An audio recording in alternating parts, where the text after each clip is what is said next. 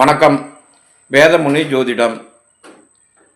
கேதுவின் காரகத்துவங்கள் தாய்வழி பாட்டன் உறவை குறிக்கிறது. ஜோதிடம், ஆன்மீகம், மாந்திரீகம், கோயில், காவியுடை, மோட்சம், தியான அறை, மரத்தின் வேர்ப்பகுதி, உலர்ந்த புல், மூலிகைகள், ஆலமரத்து விழுதுகள், மருத்துவமனை, முடி, கொடி, தத்துவம், ரசாயனம், சண்டைகள், நரம்பு, தாடி, குறுகிய பாதை, ஆசனவாய், புகை, குழாய், குளியலறை, சட்டம், நூல், மின்கம்பி, கயிறு, மண்பானையை குறிக்கிறது.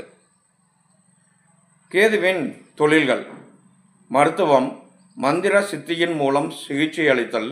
ஜோதிடம், ஆன்மீகம், மதபோதனை, துறவறம் மேற்கொள்வது.